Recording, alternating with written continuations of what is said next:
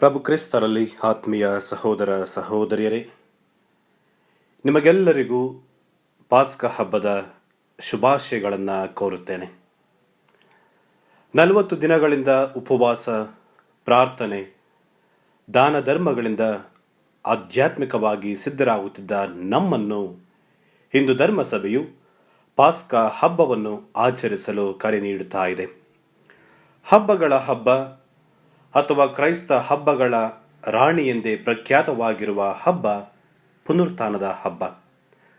ಕ್ರೈಸ್ತರಿಗೆ ಪ್ರಮುಖವಾದ ಮತ್ತು ದೊಡ್ಡ ಹಬ್ಬ ಪಾಸ್ಕ ಹಬ್ಬ. ಪುನರುತ್ಥಾನಕ್ಕೆ ಇಂಗ್ಲಿಷ್ನಲ್ಲಿ ಈಸ್ಟರ್ ಎಂದು ಕರೆಯುತ್ತಾರೆ. Easter literally means feast of fresh flowers. Easter ಈ ಪದ ಜರ್ಮನ್ ಭಾಷೆಯ ಓಸ್ಟನ್ ಪದದಿಂದ ಬಂದಿದೆ.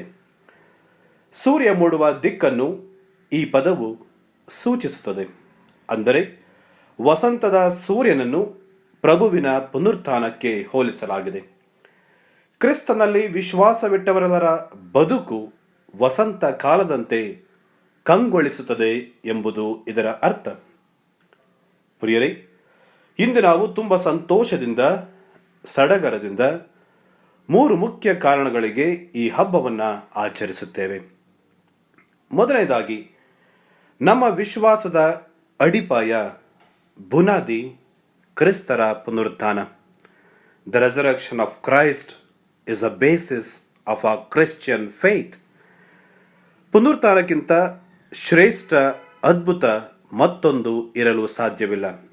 ಕಾರಣ, ಇಂದು ಪ್ರಭು ಕ್ರಿಸ್ತರೇ ನಿಜವಾದ ದೇವರು ಎಂದು ಈ ಪುನರುತ್ಥಾನ ಹಬ್ಬವು ಸಾಬೀತುಪಡಿಸುತ್ತದೆ.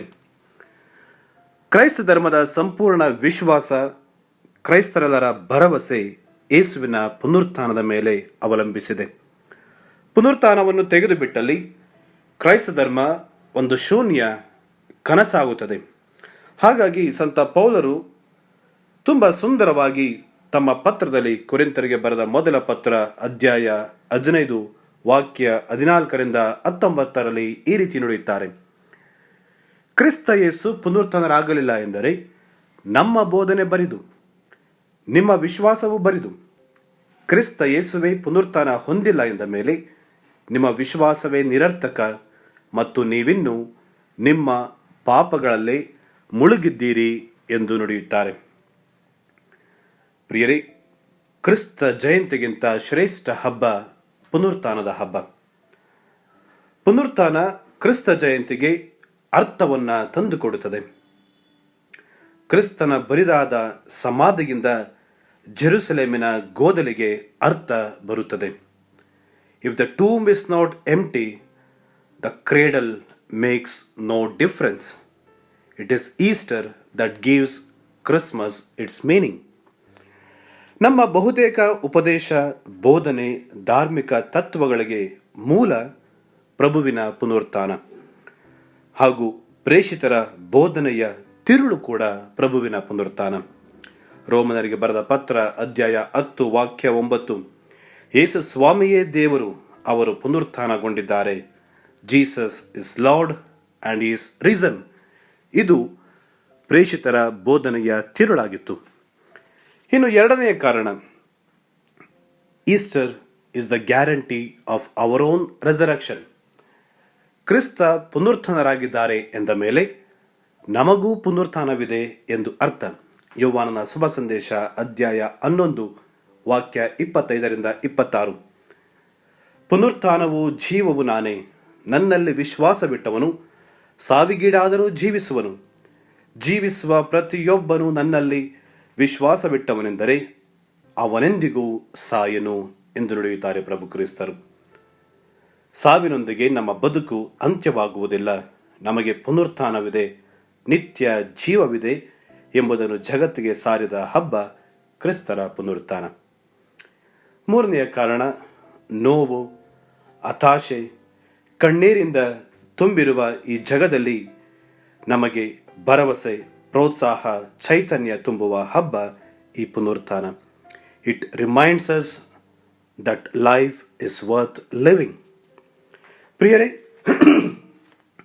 ಇಂದು ಪ್ರಭು ಕ್ರಿಸ್ತರು ಪುನರುತ್ಥಾನಗೊಂಡಿದ್ದಾರೆ ಎಂಬುದಕ್ಕೆ ನಾವು ನೀಡಬಹುದಾದ ಕಾರಣಗಳು ಯಾವುವು?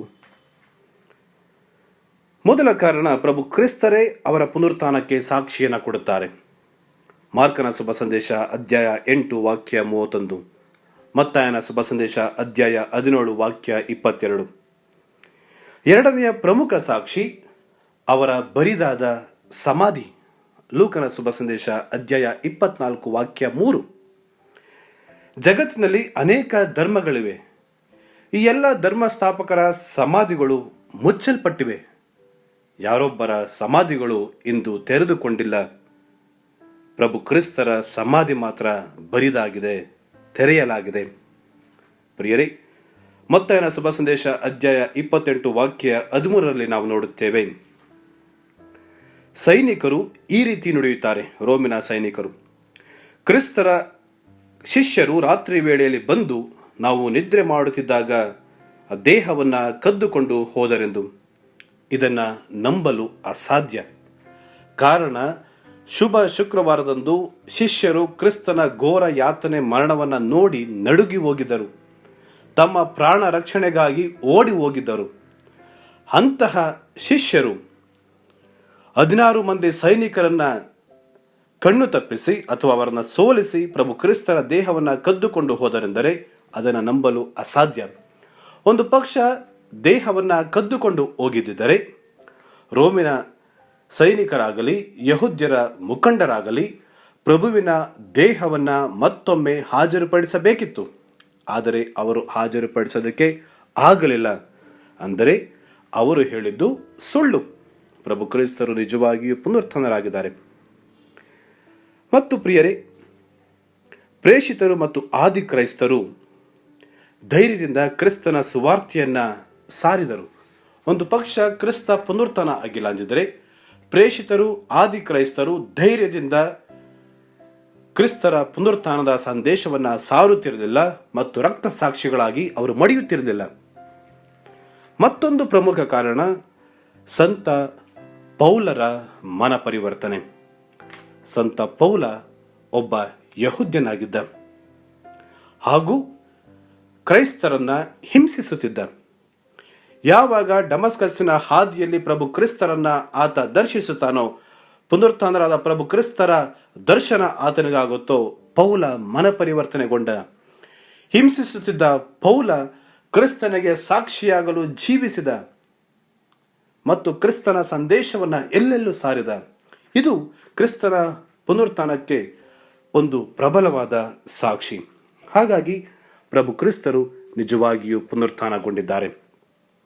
ಇಂದು ಈ ಪುನರುತ್ಥಾನದ ಹಬ್ಬ ನಮಗೆ ನೀಡುವ ಸಂದೇಶ, ಪ್ರಭು ಯೇಸು ಮೃತರ ದೇವರಲ್ಲ, ಅವರು ಜೀವಂತರ ದೇವರು. ನಿತ್ಯ ಜೀವದ ಮೂಲವಾದ ಯೇಸುವನ್ನು ಅಘೋರಿ ಬಂಧಿಸಲಾಗಲಿಲ್ಲ. ಯೇಸು ಮರಣವನ್ನು ಮಾತ್ರವಲ್ಲ, ಅಸತ್ಯ, ಮೋಸ, ವಂಚನೆ, ಅನ್ಯಾಯವನ್ನು ಸೋಲಿಸಿ ವಿಜಯಶಾಲಿಯಾಗಿದ್ದಾರೆ. ಹಾಗಾಗಿ ಪುನರುತ್ಥಾನ ಹಬ್ಬವು ಭರವಸೆಯ ಹೊಸ ಬೆಳಕಿನ ಸಂಕೇತವಾಗಿದೆ. ಮೊದಲ ಆದಾಮ ಜೀವ ಪಡೆದ ವ್ಯಕ್ತಿ, ಆದರೆ ಎರಡನೆಯ ಆದಾಮ ಅಂದರೆ ಕ್ರಿಸ್ತ ಜೀವ ಕೊಡುವ ವ್ಯಕ್ತಿ. ಮೊದಲ ಆದಾಮನಿಂದ ನಶ್ವರ ದೇಹವನ್ನು ನಾವು ಪಡೆದರೆ, ಎರಡನೇ ಆದಾಮನಿಂದ ಪಡೆಯುವುದು ಅಳಿಯಲಾಗದ ಆಧ್ಯಾತ್ಮಿಕ ದೇಹ.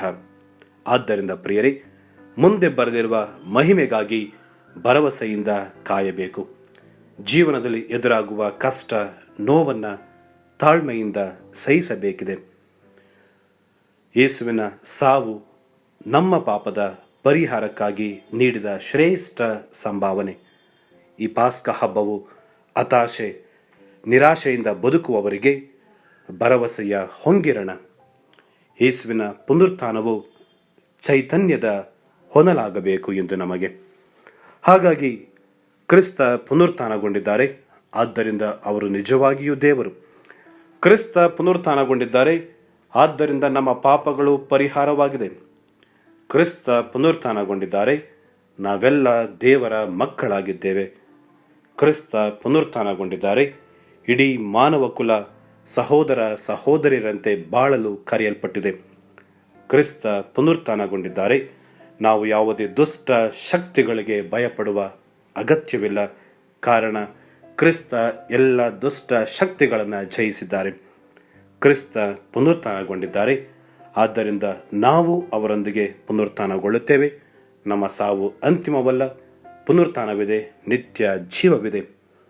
ಹಾಗಾಗಿ ಪ್ರಿಯರೇ, ಈ ಪುನರುತ್ಥಾನದ ಹಬ್ಬವು ನಮ್ಮನ್ನು ಕತ್ತಲೆಯಿಂದ ಬೆಳಕಿನೆಡೆಗೆ, ಶೋಷಣೆಯಿಂದ ಸಮಾನತೆಯೆಡೆಗೆ, ಬಂಧನದಿಂದ ಬಿಡುಗಡೆಗೆ, ಸಾವಿನಿಂದ ಜೀವದೆಡೆಗೆ ನಮ್ಮನ್ನು ಕರೆದೊಯ್ಯಲಿ.